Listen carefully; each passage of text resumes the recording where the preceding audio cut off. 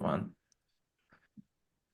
Hello, everyone. Welcome to the Breaking Free podcast. I'm your host, Nathan Francis. Today, very grateful to be joined by BIba Tanya. Not many of my listeners will even know who this woman is, but after today, they will walk away with a lot and a very powerful story, and they'll walk away with I feel, a lot of inspiration and a lot of motivation to, especially my younger women that listen to this, they'll walk away with a lot of things to ponder and a lot of empowerment. So, Bieber, welcome. Who are you? What do you do? Like, I already know that, but my listeners won't. So, who are you? What do you do? And take the floor. Oh, okay. Well, hi to everybody listening.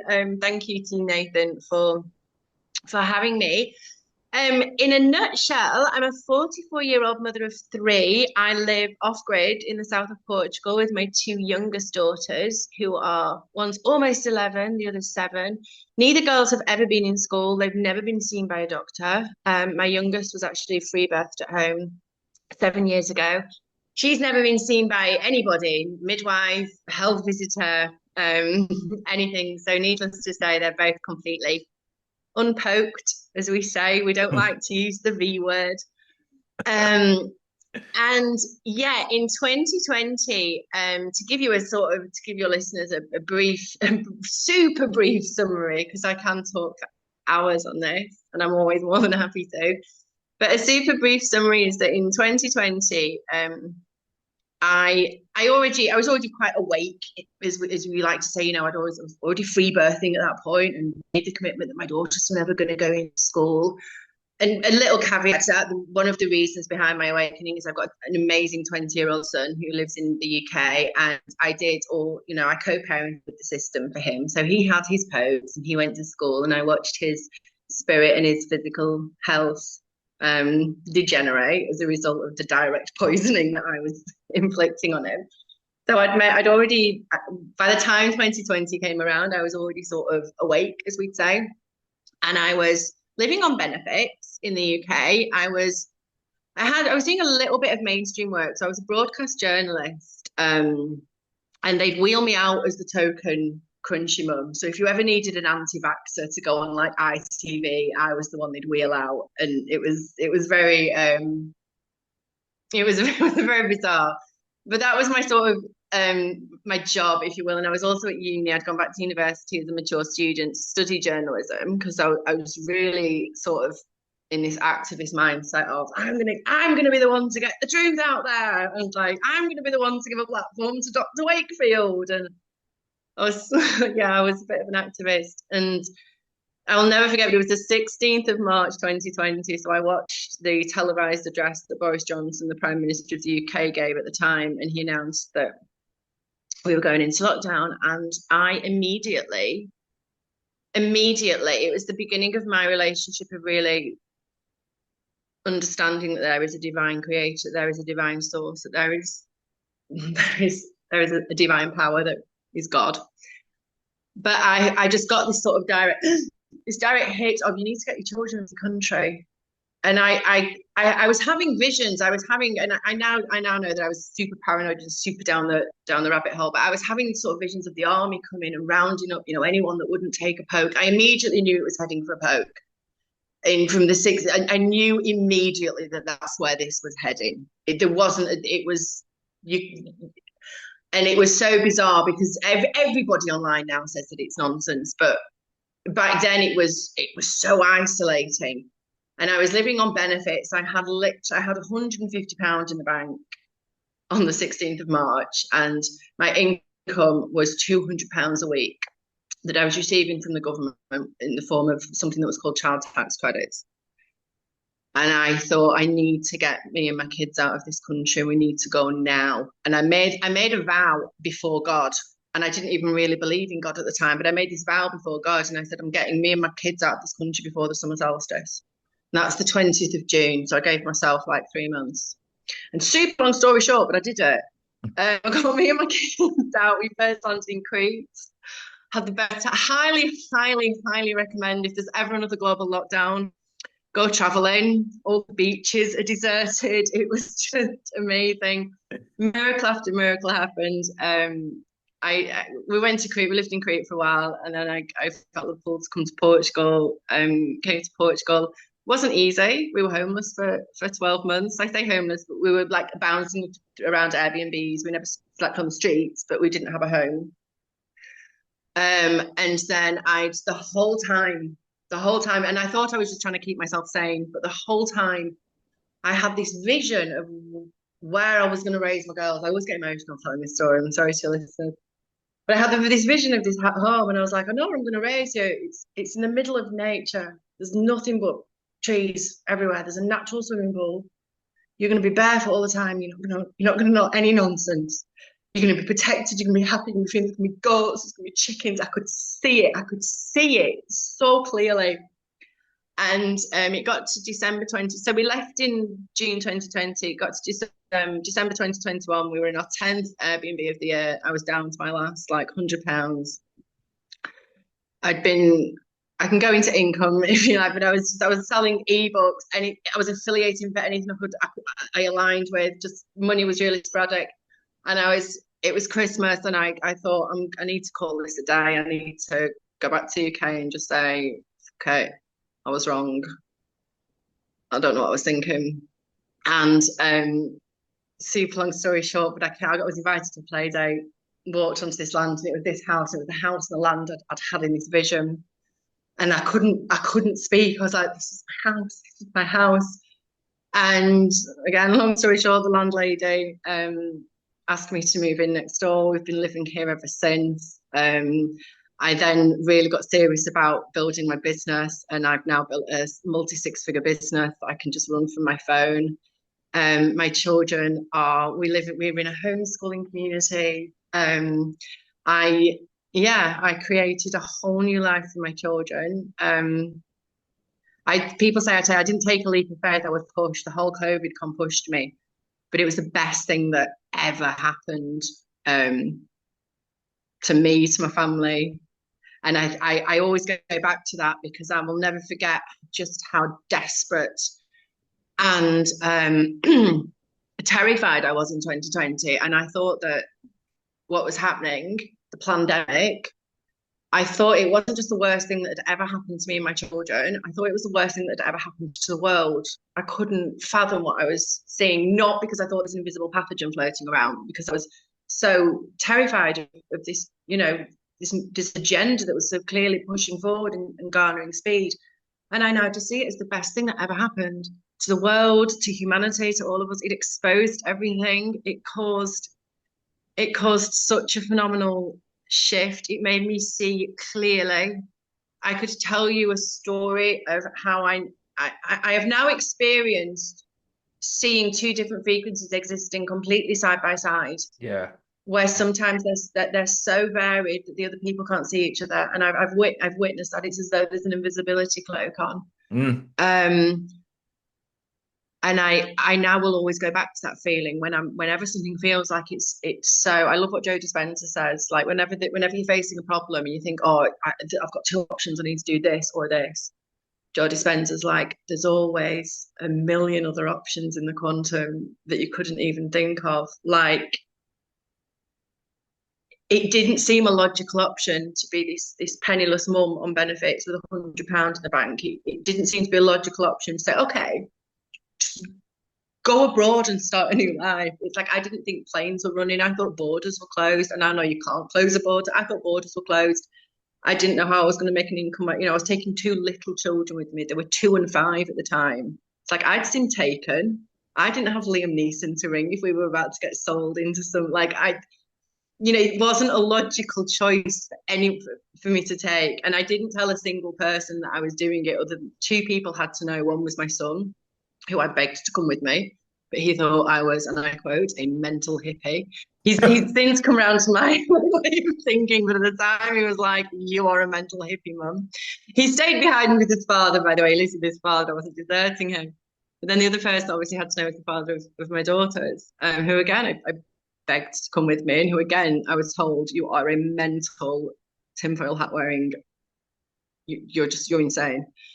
And I didn't tell anybody else. And because I knew to say it out loud, so I knew what everybody else's reaction would be. It was like, no, I'm a single mum, I'm going to take 2 kids, I have no money, I've no plan. It's a global pandemic. It's a lockdown. They say, I mean, everyone was, it's essential travel only. Like that was branded into everybody.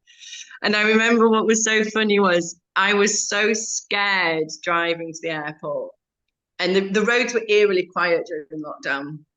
And I was so scared because I thought what I was doing was illegal. I'd been able to book the flight. And that was the only thing. And I thought, oh, I can't have booked the flight. The flight's not running. And I got to the airport and I'd prepared myself for a fight. I prepared myself for what I was going to say. I'd concocted this crazy, crazy story. And I was, I was really preparing myself. And I just walked into the airport and the airport was bizarre. Every shop was shut. And there were only like, say, one every 10 check-ins were open. It was like an apocalypse. So it was really eerie and quiet, but it was open.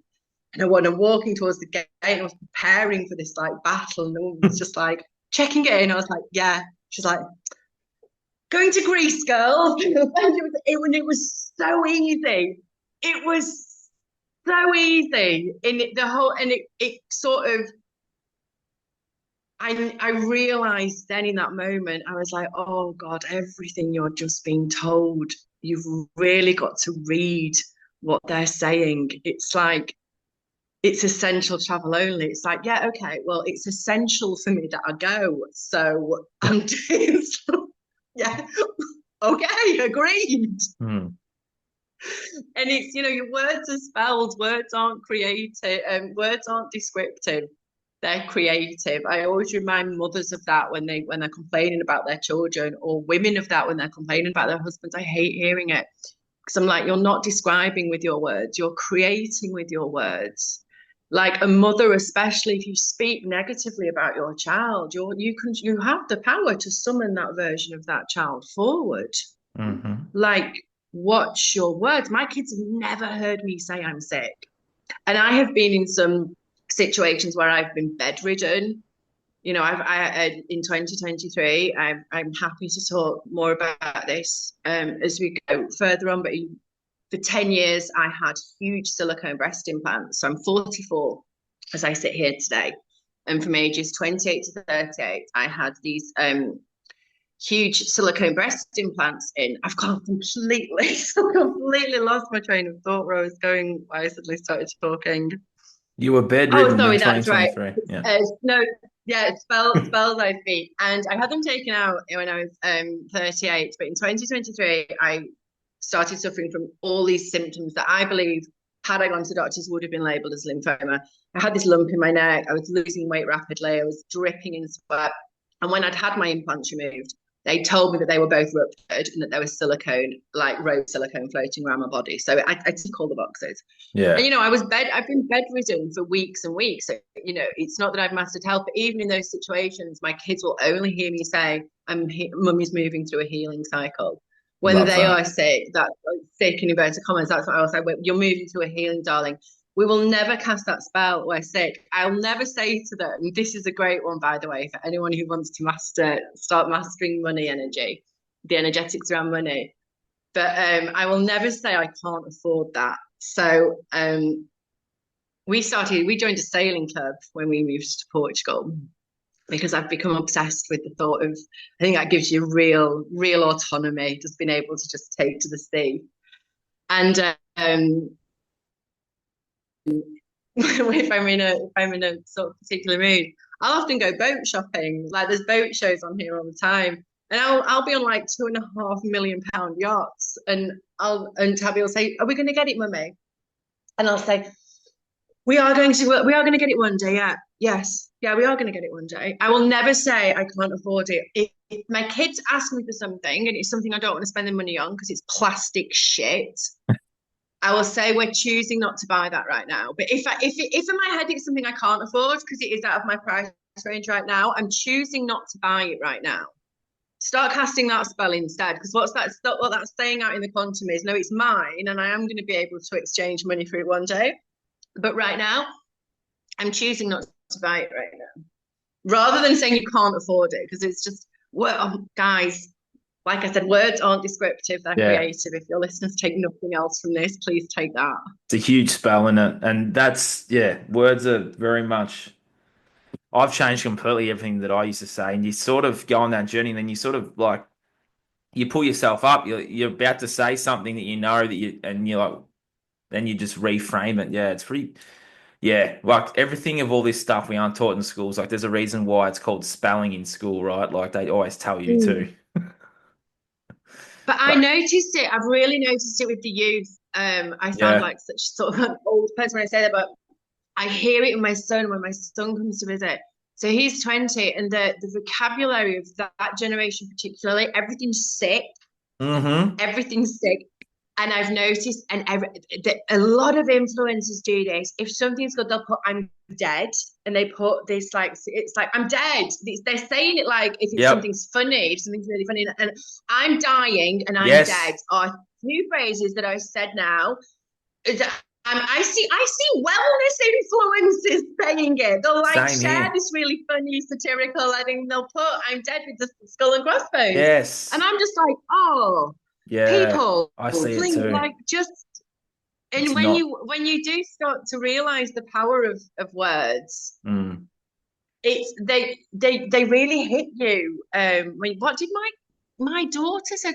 My daughter's playing with something the other day, and she came out. She said, "Oh, that's a death trap," and I said, "What have you heard?" Because like the minute she said it, I heard the spell. I was like, "Death doesn't trap you." I'm like, Yeah. nothing can do it. And there's so many words that have been. I know Jay, like I know we're both students of Jason, and Jason goes like heavy into this with like words and everything means something.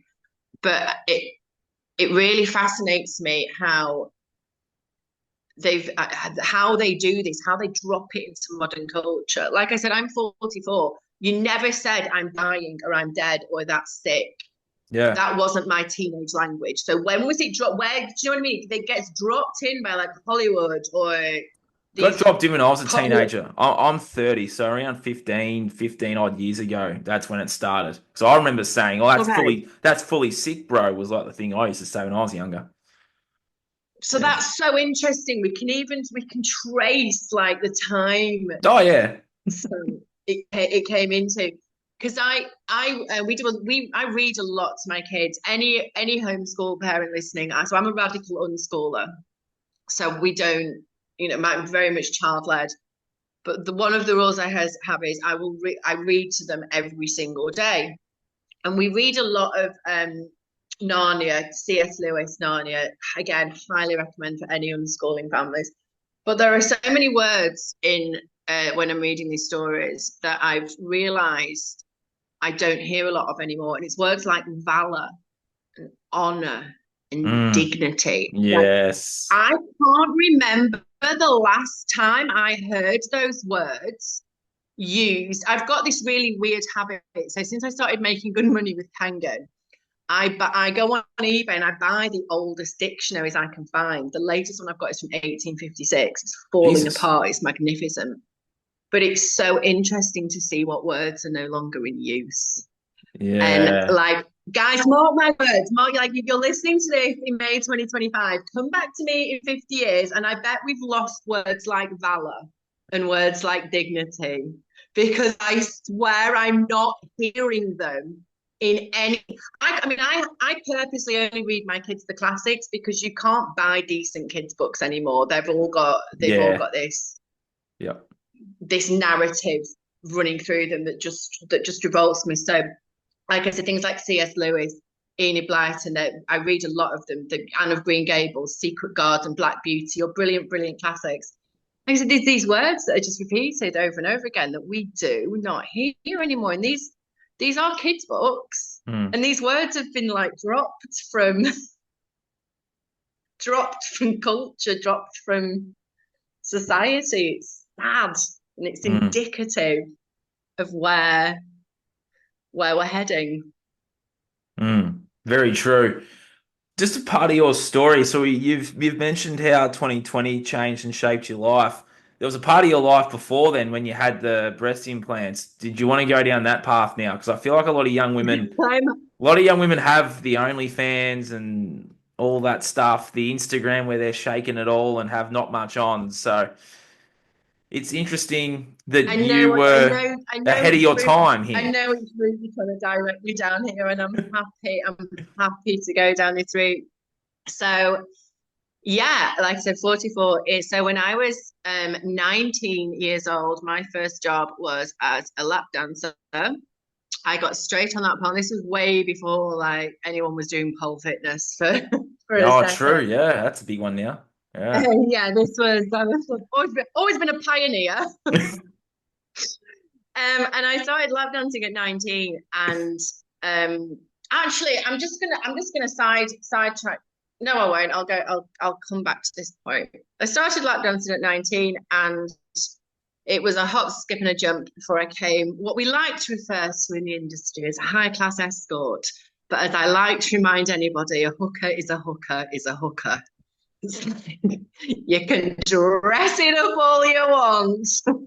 Ho is ho spells ho.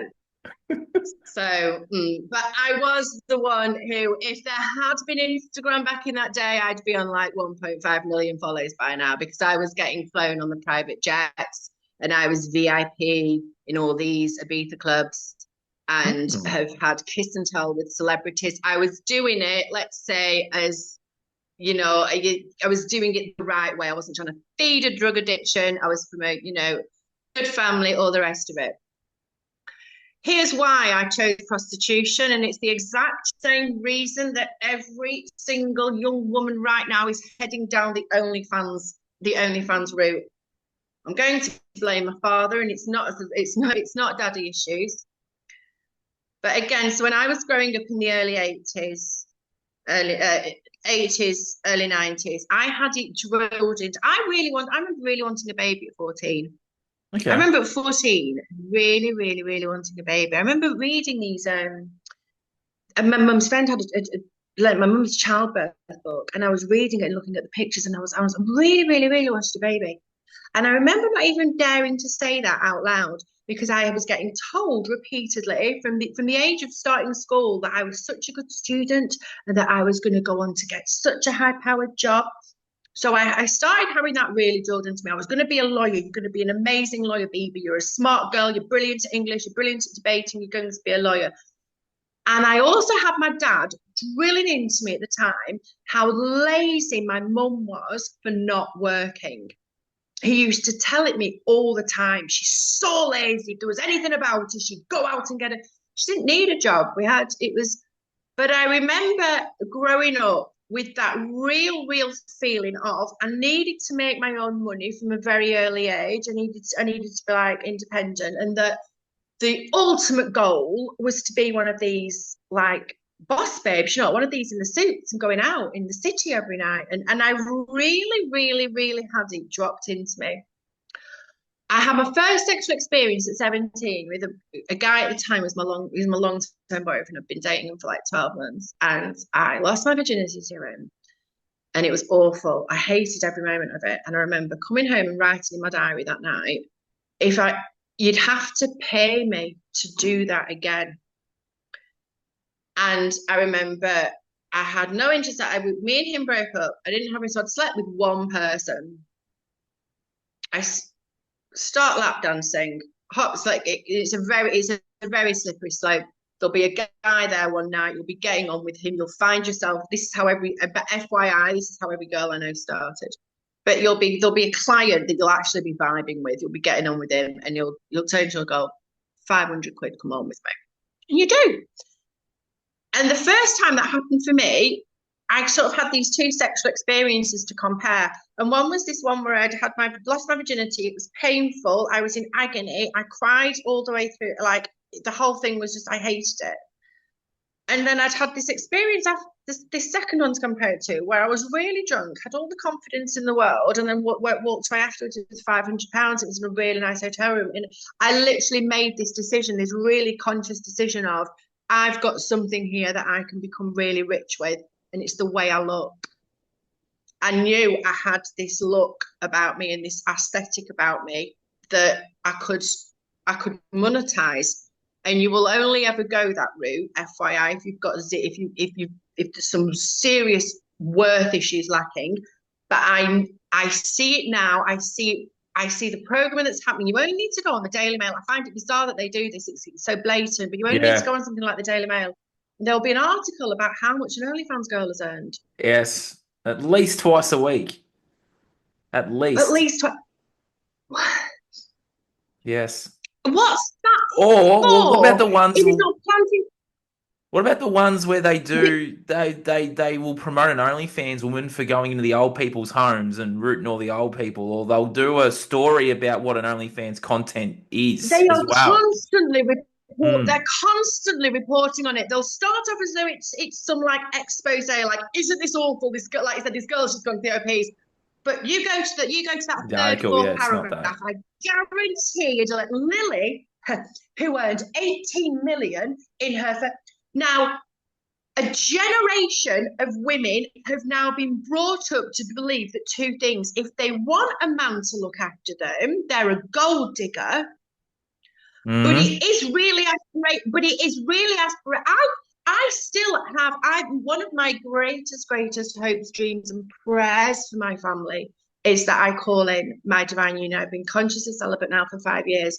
I am very, very aware that the biggest disservice I do my children is that they do not have the protection, that this whole house is not under the protection of a man. It is my deepest desire for my family. However, you've got these girls at the minute who are stepping into they can't see that they're being programmed. You've got the Kardashians and everything else who are telling you Yeah. that they're dropping this aesthetic and that, you need to buy the handbags, you need to buy this. They've started to equate that wealth, they need their own money. They're not under the protection of their dad. Their dad, it's just, everyone's telling them they're a gold digger. Sorry, that's what I was going to say. I really want to pull in a divine guy. I still have blocks around the fact that I'd want him to provide for me because I immediately think gold digger. It's like, no, we've had that. Like, women have had that. Girls have had that really dropped in. They're really in a space now that this generation of women who firmly believe they need to go out and earn their own money, and they're being subtly told, and they don't even realize they've been subtly told it by everywhere they look, that selling themselves is the quickest way to get there. Mm-hmm. And then they're being sold this truly warped perception that actually it's empowering because it's Yeah. your body, your choice. And I know that argument. I hear Bonnie Blue because I do listen to these girls' interviews Do you? because it does. I hear myself from 20 years ago in them. Ah, If true. you'd have asked me at 30, when I'm strutting through a Las Vegas airport on my way to board a private plane with a 2 grand handbag on my arm, with 10 grand cash in my bag, that someone's just paid me, a celebrity's just paid me. Someone you muggles would absolutely give anything to be screwed by. If you'd have looked me in the eye there and then and said, "You're doing this because because you've no self-worth," I would literally have been like, "Bitch, you wish you were me." And now Oh. also like all I can see now is like pain but I understand why these girls think that they are empowering themselves. I honestly do, because I understand so deeply how they have had it programmed into them that this is actually a good thing. Mm. Like, they've had it dropped into them that this is empowering, that they should be earning their own money, that this is the quickest way to do it, that it's truly satanic when you break it down at baseline, is that this message is getting delivered to young girls, and Instagram is feeding it. You think like you're letting your kids on TikTok and Instagram thinking that we've got all the parental controls, they can't even get on OnlyFans on our computer. We've got all the parental controls. No, but all those OnlyFans girls have Instagram accounts Correct. that they show aspirational content on. So no, they might not be exposing themselves on there, but they're still showing these lifestyles. If you like, they're driving in the top Mm. in the what's it called, convertible, boarding the Mm. planes, and they're making it they're looking like Kim Kardashians, and they're making it aspirational. They're making Mm. the lifestyle aspirational. So you've got your 14-year-old on Instagram and you've got all the parental locks on the computer, and your kid cannot even access porn on that computer. But she's on Instagram, she's following these. Some of them even have Pinterest, for crying out loud. Like, when I say there's no escaping it, so you think you've got your kids on these like innocent things, not realizing that they are actually, when they start following these people, so let's talk word spells. Do you know what the word influence means? So in obviously means internal. The word fluence, everyone get your chat GBTs and Googles out while you're listening to it. The word fluence, Fluence, means to hypnotize. So Yes, it does. what you allowing to influence your children, you're allowing to hypnotize them. And I promise you that it's not harmless. My children have zero unsupervised internet access. They're on the internet right now. What's happened? I knew I had this call. We've arranged that they're going to watch a film. We discussed what film it's going to be. It's Prince Caspian, if anyone's Yeah. interested, from the Chronicles of Narnia. We discussed what film it's going to be. I know what they're watching. There's no scrolling. There's no adverts. You cannot. And I tell you what really pisses me off, when people sort of will give you the argument that, like, no, well, it's good that we give them a device now so that they can learn how to use it responsibly. It's like, I don't know adults that use it responsibly. Mm. I do, and the only people, and I don't believe anyone's using social media responsibly if they're consuming on it. I really don't. I think that once you understand how it works and Yeah. you understand that it's an even playing field, and you don't move yourself into that creator box Yeah. and say, no, I'm gonna use the energy that I have here. Like, don't get me wrong, I do consume on there, but it's very select accounts. I Same. know who I want to hear from. I know who I want to see from. I know who I want to learn from. They're only things that are going to educate me or inspire me. Yeah, And they're same. only people who are living a life that I want to live. So, leaders who are earning more money than I am, successful business owner, homeschooling mothers who have incredible marriages rooted in God. Like, I am only interested in following you if I can learn from you, and if you've got some aspect of your life that I'm aspiring to be. I'm not interested in consuming random algorithm bullshit nonsense. Even if it's showing me all the, in inverted commas, good stuff, even if it's just showing me nothing but homesteading and all the rest of it, I still don't want to sit there and mindlessly scroll. I will actively choose, like, I want to see what she's doing, and she's doing. Right, that's me out. Just use that space from a creator space.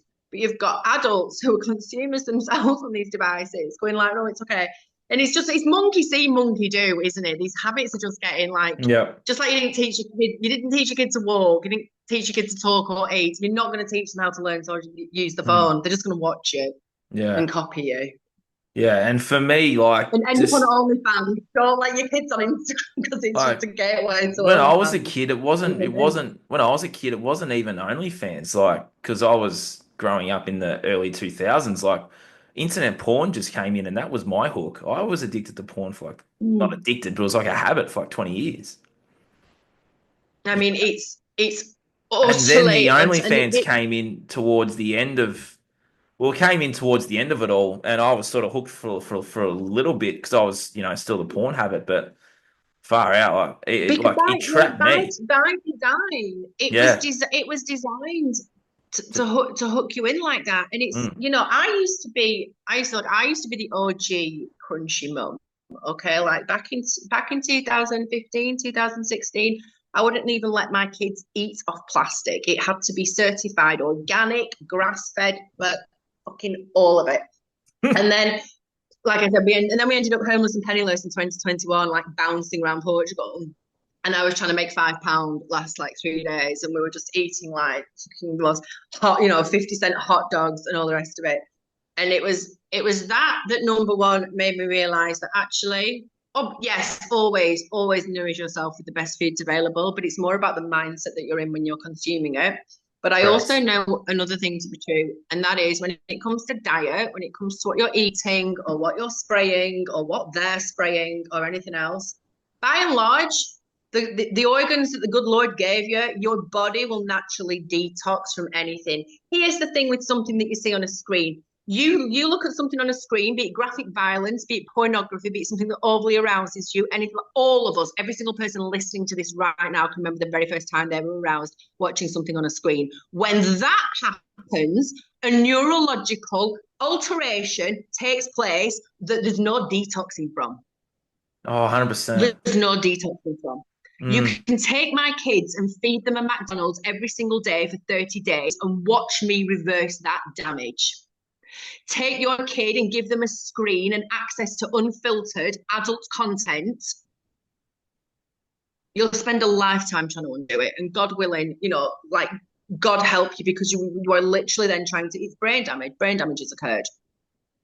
Mm. It's not, there's no quick, Nah. quick undo for that. And when that penny dropped for me, like I said, I wouldn't even let my kids eat off plastic at one point. Now I'm like, yeah, you know what?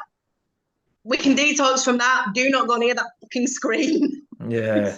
No, Stay I away. 100%. Like, I'm still in the process of undoing that because that's, as I said Mm. on a podcast, a few of the coaches, that's like going to the gym and doing reps. That's a lot of reps of sexual content that I was consuming. Yeah. I'm still undoing I it. mean, we're all, it's a journey for all of us. I like to remind people that, when they've woken up, when they're on their journey, that it's not a linear journey, or we only ever go deeper. It's like, Mm-hmm. it's such a spiral. And I remember, like, I had sort of my awakening in 2014, and I spent these like solid 2 years doing all the right stuff, right? And then I was like, As you do. like I said, everything had to be certified organic, all Yeah, the yeah, rest of yep. it. And I was like, why am I not superhuman yet? Like, why am I not? I realized, because 99, it's like, I think is it Joe Dispenza that says, he's like, whatever point you are when you wake up, it's like, you've got 38 years. It's gonna take time. These habits that have formed, these neurological pathways that have developed, Yep. these mindsets and beliefs that have developed. Like, Mm. we're all just a system of beliefs that we're acting out. So I like to remind people, you don't get to half believe something. You either believe it or you don't. And it's that Mm. belief that's going to get reflected back to you. And we're all just a system of belief. I held the belief. I realized during my 2020, like when I started making really good money, which didn't happen until 2022. So I'd left the UK in 2020. How we survived in hindsight, I do not actually know. But I do know it was with God. It was co-creating with God. Like when I say miracles happened, like we were gifted caravans, we were gifted jobs, also happened. But then I started making really good money, and I realized that I'd actually been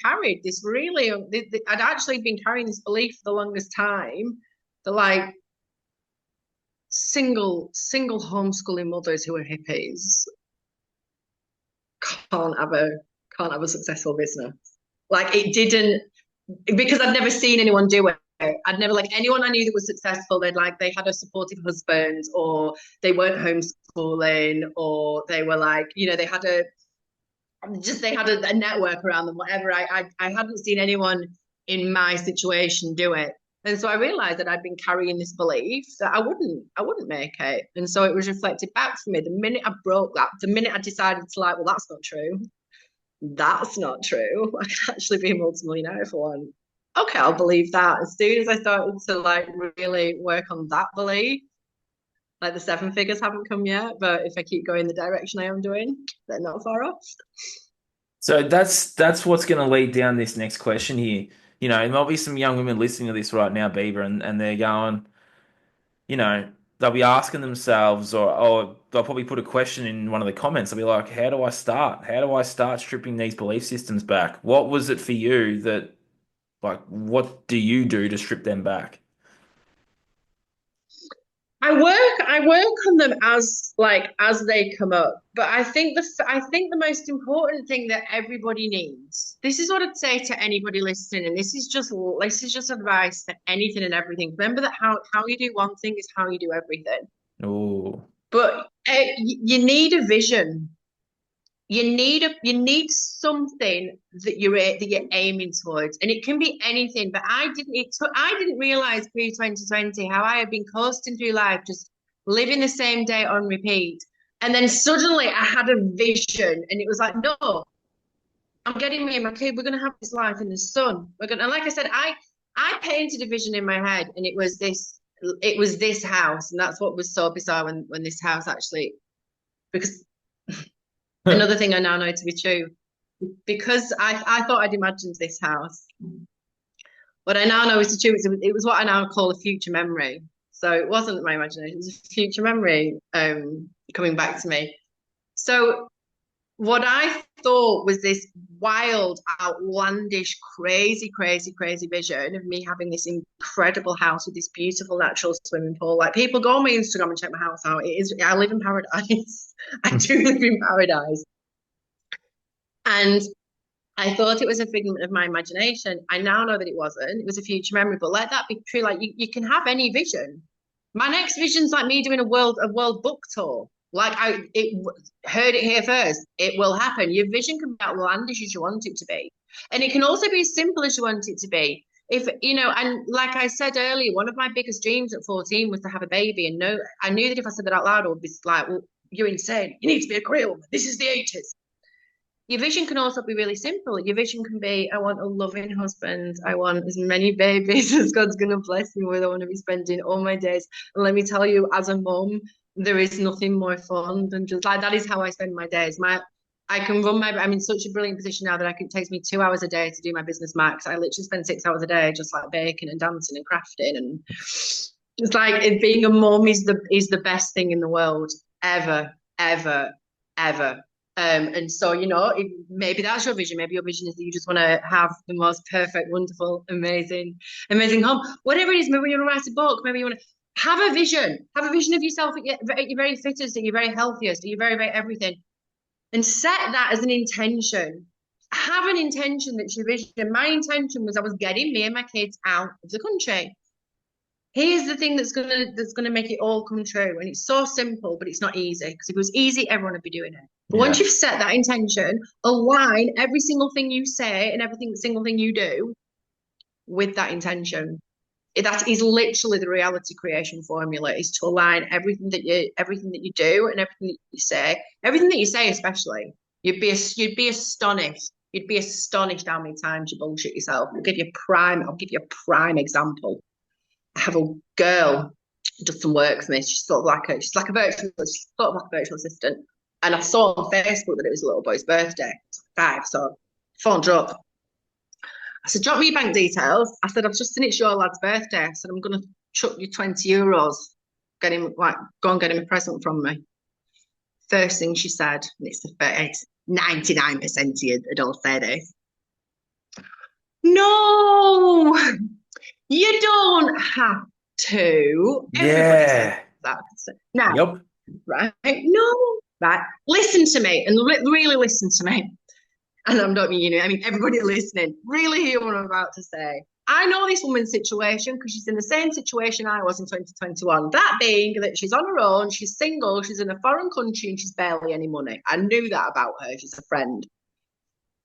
There's not a mother in that situation on earth doesn't wake up on his son's birthday or doesn't go to bed the night before the birthday wishing for a little bit more money. I don't care if you're Kylie Jenner, you could still use more money. Everyone could use more money on the kid's birthday. Fact. She will have sent that prayer out. She will have sent that prayer out, whether it's subconsciously or not. Damn, I wish I had more money. It's his birthday. The next day, answer to prayer is delivered in that somebody has felt just energetically because they want to. You can give some money towards this, and the first thing you want to do is block it. Yeah. No. Now, we can go deep into the psychology behind it. It's probably because you're a people pleaser with really loose boundaries and blah, blah, blah, blah, blah, blah, blah, blah. But I pulled her up immediately. I said, do you want to know what the correct response should have been? She went, what? I said, oh, that's really nice. Thank you. Here are bank details. I said, let's try it again. I'm going to give you some 20 quid. I said, what are you going to say? She went, here's my bank details. I was like, because know that the person's not going to offer if they didn't want to, but this is beside the point. The point being that her first word, she'll have had the intention that morning that she wanted more money. Of course, it's kid's birthday. But the moment she was offered it, her words didn't match it and her actions didn't match it. She quite literally, energetically tried to repel it. when you set it as an exercise, and I try and say myself this exercise all the time, but like I literally try and ask myself this every morning, like take a moment before you speak the words. Are they in alignment with the intention that you've got? Or are you saying I'm sick, I'm broke? No, I don't want that. No. There's a brilliant, brilliant, brilliant interview with a woman called Lisa Nichols, who I love. And similar story to mine, only she's several quantum leaps ahead of me. But single mom and create this amazing life for her and her kids. And she said she was on this business trip in Swahili, and she was talking to this guy, and they had a translating between them. And this guy turns to Lisa Nichols and he says, "There's an event tonight, and are you going to be able to attend?" And she says via the translator, "Oh, I'll try to be there." So the translator translates, and then he comes back to Lisa Nichols and he says, "No, there's an event at 8 p.m. tonight. Can you come?" And she says, I'll try to be there." And he turns around and then he comes back again. He goes, "Lady," he said, "there is no word in Swahili for try." Yeah. And she said it gave her this like lightning bolt moment of, oh, it's so true. She had no intention of going, but in Swahili they don't bullshit you. They'll just say yes or Oh no. no, Because yeah. what are you truly saying when you say I'll try? It's like, are you gonna do? I'll try. No, you'll do it. And what about whatever you're talking, whether you're talking about like beating a personal record at something, or whether you're talking about committing to something, you're either going to do it or you're not. Tries bullshit. Tries Yeah. another bullshit spell. Delete, delete, delete. You're going to do it. You'll do it. I'm not going to try and get out of the country. I'm going. Mm. Good seed drop, because it's so true. Because I found myself doing that, but then you sort of go, well, no, Spells, I'm gonna be man. honest. Those spells. I'm gonna be honest with you. If I'm gonna say yes, I'll say yes. I'm gonna say no, I'm just gonna say no. But it's the uncomfortability of the saying no, and it ties back into what you were saying before. It's the uncomfortability of receiving that €20 or that $20 or that 20 quid, whatever country you're in. It's the uncomfortability of receiving, right? And that invites you, and that's really an invitation then to ask yourself, like, well, why am I comfortable receiving? Because Yeah. if you're uncomfortable receiving, you'll be amazed what you're blocking.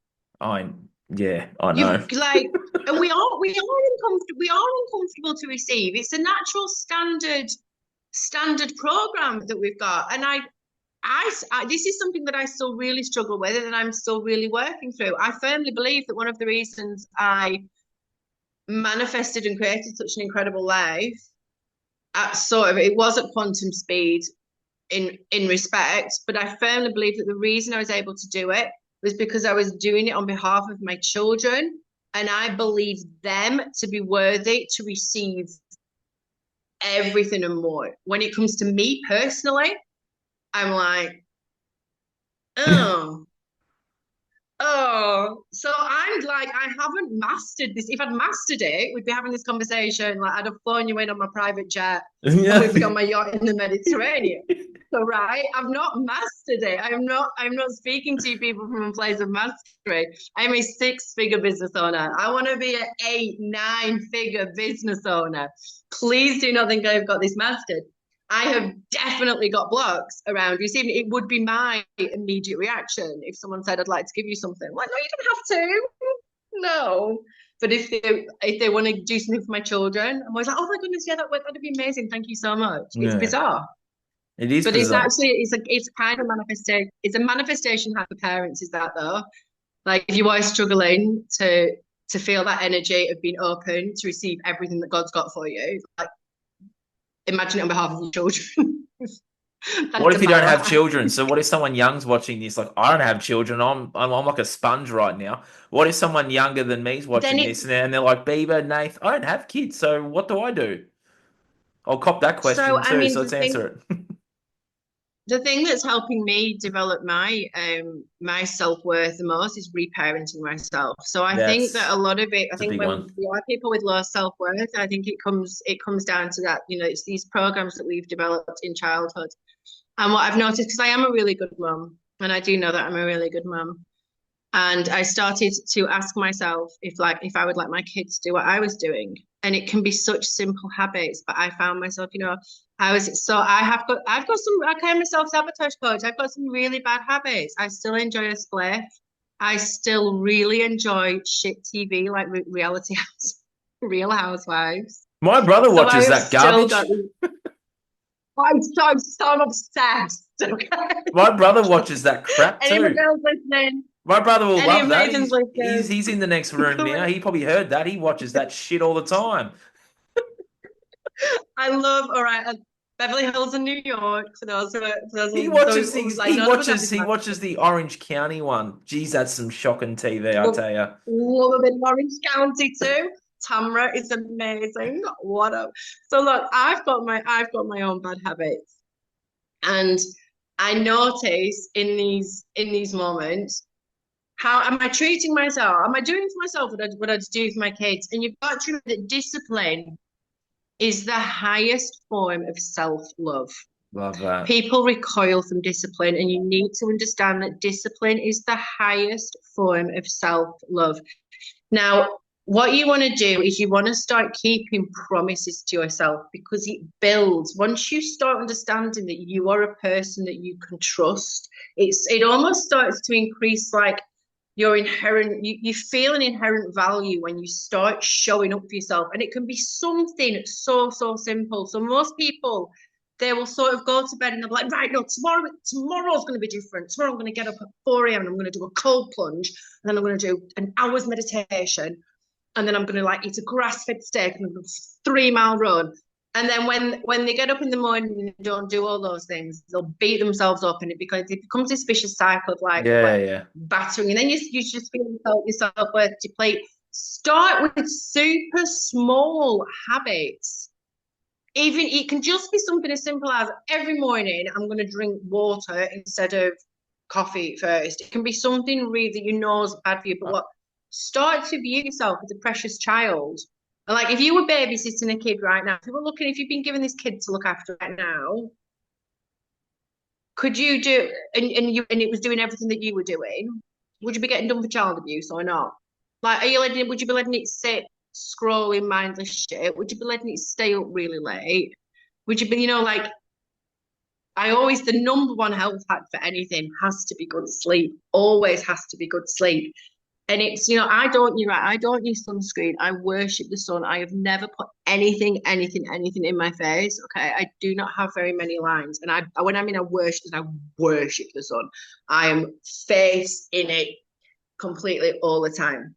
There's such a myth at the moment that the sun ages you. What actually ages people is being exposed to blue light after Correct. sundown, because it was never, ever the design. So you'll be lying there. You can wear all the fucking SPF you want. You can avoid the sun for the rest of your life. If you're staring at a screen every single night, inches from your face, in Yep. bed, these these habits are not the habits of somebody who loves themselves. Like I always say to people, don't try and if you try and get healthy because you've got to like you want to lose weight or you want to restrict yourself, you'll stick yourself in a loop forever. If you do things because you genuinely love yourself, it becomes so much easier. Like 100%. I wouldn't, I don't want to eat shit because I love myself too much. Correct. I don't want to stay up late because I love myself too much. And it goes hand in hand. Build those habits incrementally and your self-worth will naturally increase. It really 100%. will. And as for just like speaking the truth and saying like, yes, I want it or no, I don't, it practice. Mm-hmm.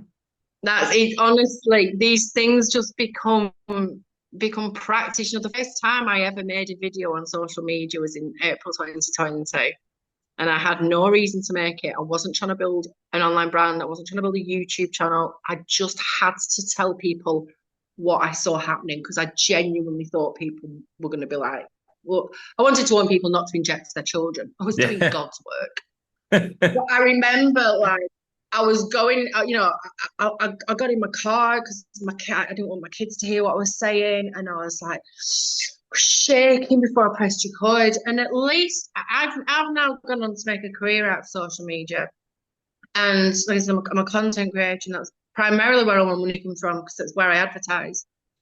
And for the first 6 months, anytime I went live on social media, I never went live. Actually, I never went live. I'd pre-record the video always, and I'd do it in about 3 takes because my voice would be shaking, and I would be feeling to force myself to do it.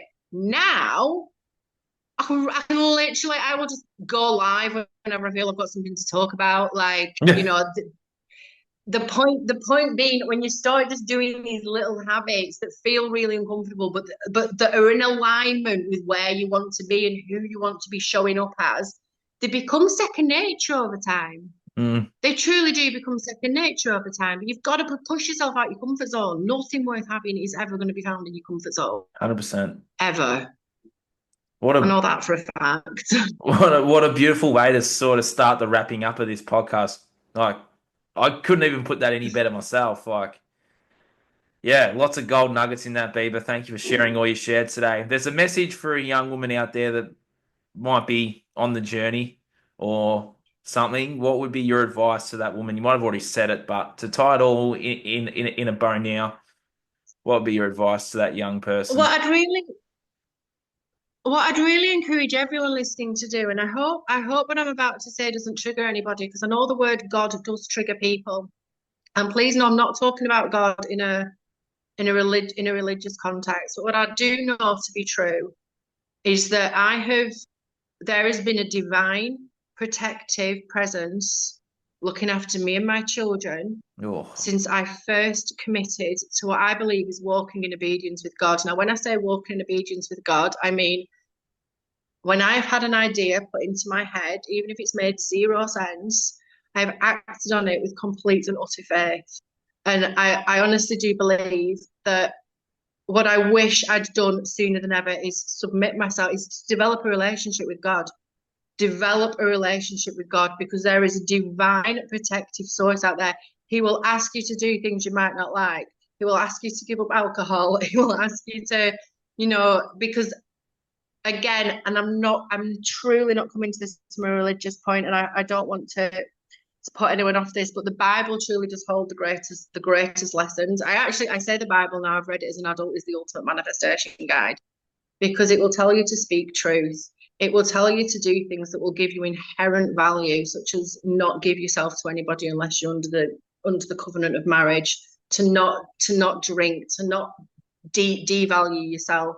And if you can see yourself as an absolute child of God, because you are a child of God, you are a microcosm of the macrocosm. You breathe in what a tree breathes out. If you want to know how to see yourself as valuable, I've just told you.